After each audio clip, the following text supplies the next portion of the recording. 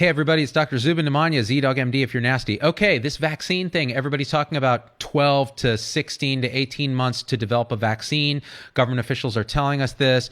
Here's why that's supremely unrealistic and that we shouldn't hang our hat. Now, vaccines are the exit strategy from this ultimately, as they have been for numerous diseases throughout history, but people don't understand, and I did an interview with Dr. Paul Offit, who has co-invented a vaccine for rotavirus.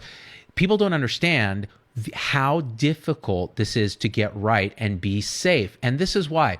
Unlike medications, where people are sick often when they take them, so they're willing to accept a certain amount of risk of side effects and complications, with vaccines, you are giving healthy people, including children, this vaccine, which means if it has a 0.5% chance of causing serious harm, you could potentially do more damage than the viral pandemic itself. So you really have to be careful. The reason I advocate vaccines is that they are safe and effective because they've been through years, if not decades, of research. The fastest vaccine we've ever developed was the mumps vaccine, and it still took like 4 years. All right. So why does it take so long, and what could go wrong with vaccines? Here's the thing.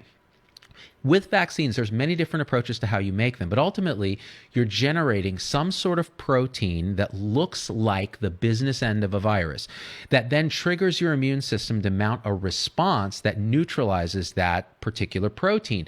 So when the real virus comes, your army's geared up and ready to go, and you knock it out before it causes harm and can replicate a lot and so on. And that makes a lot of sense. But it turns out, in order to make that protein accurately, it better look really, really, really close to the original virus, because if it doesn't, you can get a phenomenon where you create a response to this protein that's not quite right. And instead of neutralizing the virus, you get these things called binding antibodies, which then actually help the virus enter cells through a process called antibody-dependent enhancement. The bottom line is you could, through your vaccine, make things worse.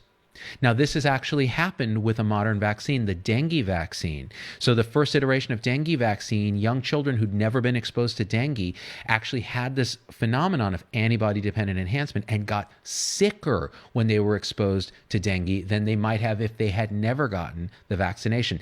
That is why you need to study it very carefully in humans and animals. You need to make sure you understand what the dose should be. You need to do a placebo-controlled trial in this case where you can actually see, is it effective and is it safe in enough humans ultimately that we're comfortable going to the next phase. And you still won't be perfectly comfortable, but at least we can say, okay, it's effective, it's safe, we're not seeing these immune enhancement phenomenon, and then you have your exit strategy from COVID-19. If you try to rush that, you could end up creating a bigger problem than the disease itself, which we cannot tolerate. So the bottom line is then, well, if we're not going to have this safely in 16 or 18 months, we're doomed, right? No, we're not. This points out why it's so important to do social distancing, hand washing, listening to what they're telling you about flattening the curve, because then we slow the rate of spread of the virus, buys us time to do the vaccine right.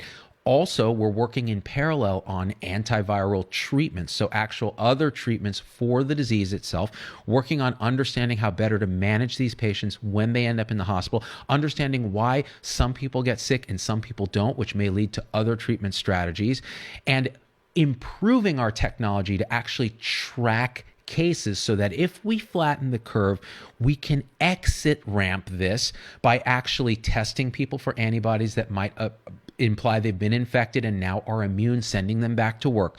When new cases arrive, as happens in Singapore and Hong Kong now, as people come back with infections, you can actually track them using technology, quarantine them and their contacts without shutting down the entire economy like we've had to do now because we never tested up front. All right. So there is an exit strategy. We are working on vaccines, but don't believe the hype when people talk about 12 to 18 months. That is going to take some heroic act to do that safely. And so let's work on everything at once. And you can do your part by social distancing, washing your hands, and listening to what the authorities are saying. All right, guys, do me a favor, share this video, become a supporter on Facebook or YouTube, leave a comment, watch our deeper dive interview with